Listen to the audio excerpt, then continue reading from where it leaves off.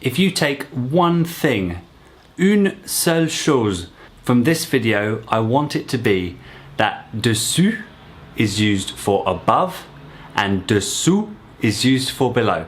Got it? Entendu? Compris? That's dessus is used for above and dessous is used for below. C'est bon? Okay, let's go ahead and check out how to remember which one is which, some subtle variants on how to use each one, and of course the very important difference in pronunciation of dessus and dessous. Allez, c'est parti! Salut tout le monde and welcome back to the channel. If you're new here, je m'appelle Alex and I teach you the everyday French spoken here in France, as well as clear up some of the more confusing parts of the language because, well, I've been through them myself. So subscribe to stay up to date. You'll also find me posting every single day on Facebook and Instagram.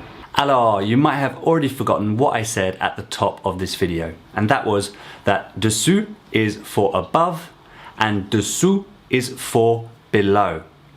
Now that that's fresh in your memory, let's talk about how I trained myself to remember which one is which. It's simple. Dessus has a U first. U stands for up. So for me, that's how I remember that dessous means above. And for dessous, you can say that it contains an O before the U, and so O rhymes with below. So I use the U in dessous to remind me of up and therefore above. And then I say that dessous contains an O which sounds like below.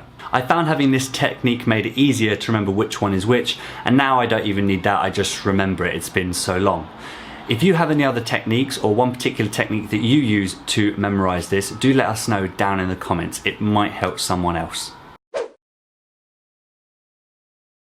If you're struggling with the pronunciation of either or both of these words, then I have already done a video on them. That is the OU sound pronounced OU and the U sound pronounced U.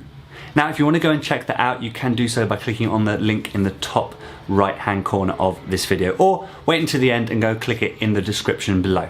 But seeing as these words do mean the opposite of each other, it is crucial that you get the pronunciation correct to avoid confusion. Now this part is where it can get a bit tricky if you want to use perfect grammar. But I can guarantee you that many French people will struggle to give you the perfect explanation between the subtle varieties of ways to use dessous and dessous. The ones I'm giving you are absolutely fine for everyday use and I use comfortably every single day, meaning you can use them with no problem as well. En général, to talk about something being above something else, we can't just say dessus nous, for example. We have to add something else. We have to give it a bit more structure. We have to say au-dessus de nous for this example. Au-dessus de nous. So the thing we add is au to the beginning and de to the end. And to see some examples with objects which require articles, we can say things like au-dessus de la montagne, au-dessus du sol, au-dessus des nuages. And having the dash between au and dessus seems like a mandatory rule in written French, but of course doesn't matter at all when you're speaking. You can and should use au-dessus on its own without the de and the object if the object is already known in the context of the conversation. For example, tu vois la montagne là-bas? C'est au-dessus. Whatever you're talking about is au-dessus, above the mountain. I've already mentioned the mountain, so I don't need to repeat it. Just like in English, it's above. In daily conversation at normal speed, I'm afraid you won't hear something like au-dessus. Au-dessus, that's just too long for Frenchies. You're going to end up hearing something like au-dessus, au-dessus. And it will be spelled something like this if I tried to spell it out phonetically, but don't ever write that. Ensuite, with dessous for things that are below, we follow a similar pattern, but instead of using au, we use en. En dessous de toi, en dessous de l'arbre, en dessous du bureau, et en dessous des escaliers. As you can see, there's no dash between en and dessous, unlike between au and dessus. But again, it's just a written rule. It gets broken all the time. And for speaking, it doesn't matter. Again, if the object is known from the conversation, you don't need to repeat it and you can just say en dessous. So, par exemple, il y a des escaliers chez moi. Je range mon aspirateur en dessous. Il y a des escaliers chez moi. Je range mon aspirateur en dessous. I've already mentioned the stairs in question, so I don't need to repeat them. So the reason that I say that we use au with dessus and en with dessous in general is because in my experience, these are the combinations that I hear most often by far. Now I understand from trawling the internet and the odd occasion in daily life that you can hear au with dessous and en with dessus. But as these differences are so subtle, natives make the mistakes all the time, and I want you to come away from this video feeling confident you know at least one really common way to use each one. That being said, even though I've given you those two very common examples, here are two more of the more interesting ones that I find in daily life in different scenarios.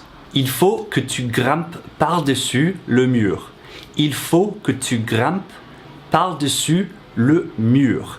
So when you want to talk about moving over something, there's movement involved, use par-dessus.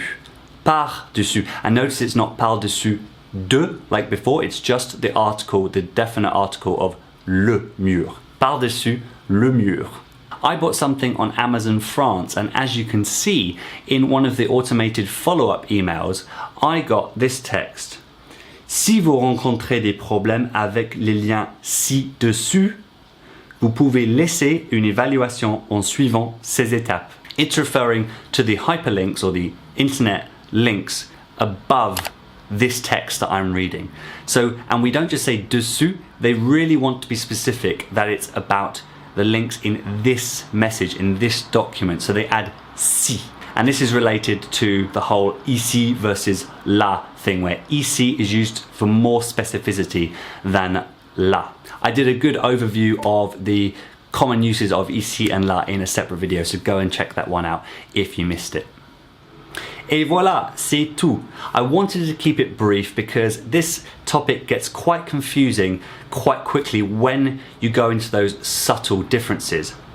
If it was easy to say that these are the rules and everyone uses them, then I'd do maybe separate videos on them. But seeing as in daily life these rules are broken quite commonly, and our goal is to speak the French that the French speak every single day, I just wanted to give you a brief overview and have you going away from this video knowing 2 or 3 things and having them cemented in your mind to use straight away.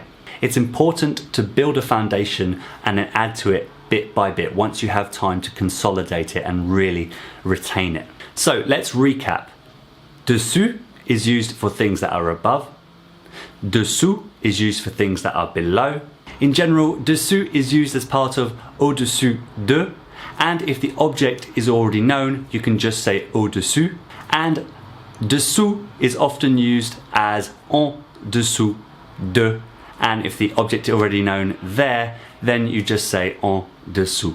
I'm not a native, but I know that perfection should not be the goal. How do I know this? Well, because I'm a perfectionist and I've been here several years now, and I know that the main thing you should be targeting is being understood and having fluid conversations. The structures that I've given you in today's video are those used by native speakers here in France every single day. And with time and exposure to these natives, you will start to differentiate between the subtleties. Has this been useful, or is it still quite confusing? Please let me know in the comments ci-dessous. Alors, I know that this is a confusing topic for a lot of you, so if you enjoyed it and I've cleared it up for you in any way, click on that like button en dessous de la video. If you really liked it, click on that big red subscribe button, and if you haven't already, check out that other video I've done all about the pronunciation of the ou and the u down in the description below.